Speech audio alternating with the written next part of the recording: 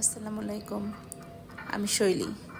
আজকে আপনাদেরকে সহজ একটা রেসিপি দেখাবো, মূলা দিয়ে ডাল রান্না। এজন্য চলেন আমার সাথে। এই যে আমার ছাদ বাগানে আমি মূলা তুলতে আসছি। আমার বাগানটা দেখে অবশ্যই আপনারা কমেন্ট করবেন কেমন লাগতেছে। মূলা তোলা হইতেছে, সাথে সাথে আগাছা পরিষ্কার করতেছি। মূলার ডাল, অনেকেই মূলা খেতে পছন্দ করে না, কিন্তু মূলার কিন্তু অনেক পুষ্টিগুণ আছে। যাদের মূলা পছন্দ, আমি আশা করি তাদের কাছে এই রেসিপিটা ভালো লাগবে। এই যে মূলা তুলে নিলাম 3টা। এই যে আমার বাগানের কিছু ফুল গাছ,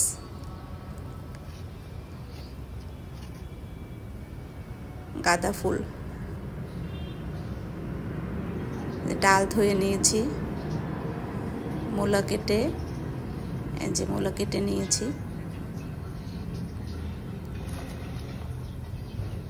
মূলা কেটে ধুয়ে নিয়েছি। এখন ডাল আর মূলা একসাথে মূলা দিয়ে দিলাম। এবারে ডাল দিয়ে দেব। ডাল দিয়ে দিচ্ছি। দিয়ে দেব পরিমাণ মতো পানি, কাঁচামরিচ, হলুদ, লবণ। কাঁচামরিচ দিলাম, হলুদ,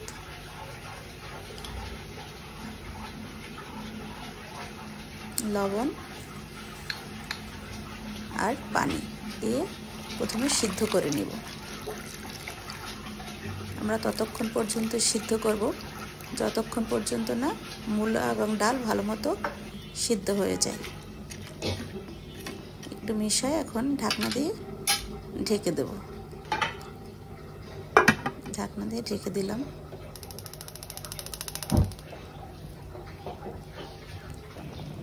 পনেরো 20 মিনিট পরে এই যে তুলে একটু নেড়ে চেড়ে দিচ্ছি। দেখে নিলাম ডালটা কতটুকু সিদ্ধ হয়েছে। ডালটা আরেকটু সিদ্ধ হবে। এর মাঝে আবার পেঁয়াজ কলি দিয়ে দিলাম। পেঁয়াজ কলি দিয়ে আবার ঢাকনা দিয়ে ঢেকে দেব। আরও 5-7 মিনিট ঢাকনা দিয়ে ঢেকে রান্না করব। ঢাকনা ঢেকে দিলাম। এই যে এখন ডাল এবং মূলা দুটোই সিদ্ধ হয়ে গেছে। ধনিয়া পাতা দিয়ে দিলাম। ধনিয়া পাতা দিয়ে আবার নেড়ে চেড়ে মিশিয়ে নিলাম। এবার আমরা বাগার দেব। কড়াইতে তেল দিয়ে দিচ্ছি। রসুন কুচিটা একটু ভেজে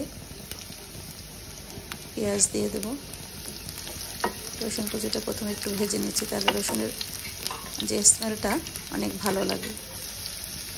এবার দিয়ে দিলাম পেঁয়াজ। ব্রাউন কালার হয়ে গেলে ডালের সাথে মিক্সড করে দেব। যে পেঁয়াজ রসুন ব্রাউন কালার হয়ে গেছে, এবার ডালের সাথে মিক্সড করে আবার ডালটাকে কিছুক্ষণ জাল।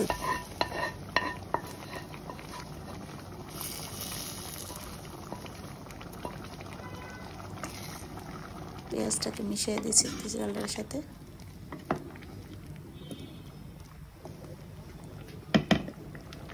হয়ে গেল আমাদের ডাল দিয়ে মূলা রান্না। এবার পরিবেশনের পালা। ভাতের সাথে খেতে কিন্তু দারুণ মজা।